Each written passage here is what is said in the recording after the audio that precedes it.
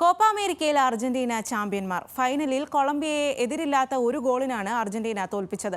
112-ാം മിനിറ്റിൽ Lautaro Martinez ആണ് വിജയ goal നേടിയത്. അർജന്റീനയുടെ 16-ാം കോപ്പ അമേരിക്ക കിരീടമാണ് ഇത്.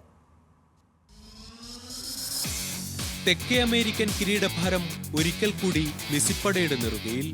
തോൽവിയും നിരാശയും കണ്ടുമടുത്ത ശേഷം ജയിച്ച് മടുക്കാത്ത മെസ്സിയെ ശീലമായിരിക്കുന്നു ഫുട്ബോൾ ലോകത്തിന്. 28 അപരാജിത മത്സരങ്ങൾക്ക് ശേഷം കോപ്പ ഫൈനലിൽ ചാമ്പ്യന്മാർക്ക് മുന്നിലെത്തിയ കൊളംബിയ ഉശിരോടെ പൊരുതിയാണ് തുടങ്ങിയത്. നിശ്ചിത സമയം ഗോൾ രഹിതമെങ്കിലും ഒരു നിമിഷം പോലും കണ്ണിമ വെട്ടാൻ അനുവദിക്കാത്ത പോരാട്ടം. രണ്ടാം പകുതിയിൽ കാലിന് പരിക്കേറ്റ് ലിയോണൽ മെസ്സി കണ്ണീരോടെ കളംവിട്ടപ്പോൾ അർജന്റീന മരണം മുന്നിൽ കണ്ടു.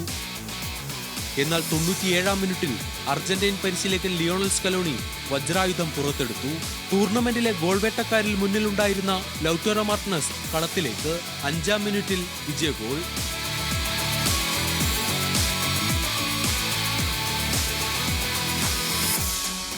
പ്രത്യാക്രമണവുമായി കൊളംബിയൻ പട ഇരച്ചെത്തിയെങ്കിലും എമി മാർട്ടിനസിനെ മറികടക്കാനായില്ല.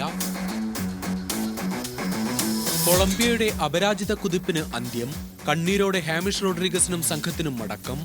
മെസ്സിക്ക് അർജന്റീനയുടെ സീനിയർ ജേഴ്സിയിൽ 4-ാം കിരീടം.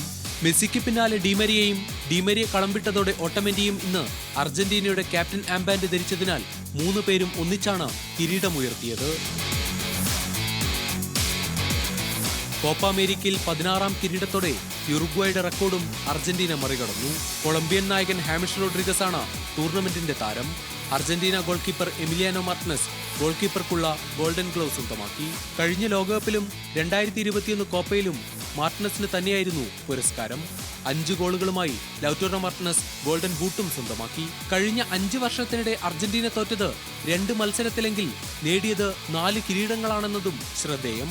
കോപ്പയിലെ വിജയികളായതോടെ ലോകകപ്പിന് മുൻപ് അടുത്ത വർഷം നടക്കുന്ന വൻകര പോരാട്ടമായ ഫിനിലിസിമയിൽ അർജന്റീന സ്പെയിനുമായി ഏറ്റുമുട്ടും. Sports desk, news Malayalam.